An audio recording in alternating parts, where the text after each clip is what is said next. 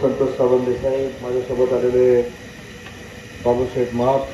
तात्या सावंत या स्पर्धेचे सर्व संयोजक आणि मोठ्या संख्येने उपस्थित स्पर्धा पाहण्यासाठी आलेले प्रेक्षक बंधू आणि भगिनींनो,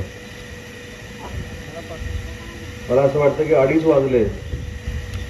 परंतु संध्याकाळचे 8 वाजल्यासारखे आपण सगळे इथं आलेला आहात आणि बैलगाडी स्पर्धेच्या निमित्तानं किती प्रेक्षक वर्ग हा येऊ शकतो आज मला बघता आला, त्याबद्दल संयोजकांना मी मनापासून धन्यवाद देतो आणि ही स्पर्धा अशीच आपण चालू ठेवावी ही देखील आपल्याला विनंती करतो। ज्यावेळी बैलगाड्या स्पर्धांना बंदी होती ते पश्चिम महाराष्ट्राला खऱ्या अर्थाने ह्या बैलगाडी स्पर्धा सुरू करावा यासाठी आवाज उठवला होता आणि दिल्लीमध्ये ज्यावेळी ह्या सगळ्या स्पर्धेच्या संदर्भामध्ये सुप्रीम कोर्टामध्ये दावा सुरू होता ते संतोषी त्याच्यामध्ये खारीचा वाटा मला देखील घेता आला होता। पण आज बैलगाडी स्पर्धा होत असताना हजारोंच्या संख्येने जे प्रेक्षक उपस्थित राहतात त्यांचं खरोखरच कौतुक केलं पाहिजे आणि एवढ्या उन्हामध्ये बैलगाडी स्पर्धेच्या स्पर्धकांना प्रोत्साहन देण्यासाठी हजारोंच्या संख्येने तुम्ही जे उपस्थित राहता त्याबद्दल तुमचं देखील मनापासून मी अभिनंदन करतो, तुमचं देखील कौतुक करतो आणि जे बैलगाड्या घेऊन या स्पर्धेमध्ये सहभागी झाले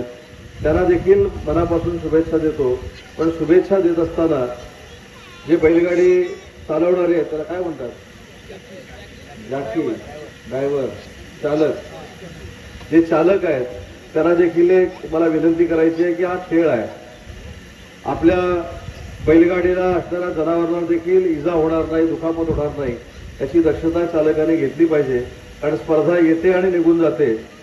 परंतु या स्पर्धेमध्ये आपण ज्या बैलगाडीला जिंकवतो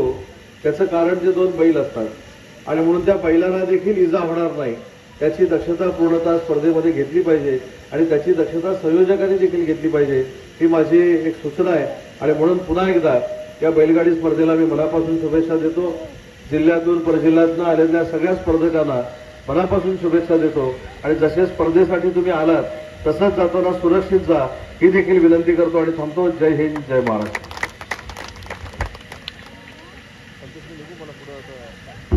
धन्यवाद साहेब।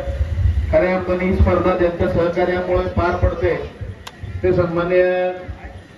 या रत्नागिरी जिल्ह्याचे पालकमंत्री आणि महाराष्ट्र राज्याचे उद्योग मंत्री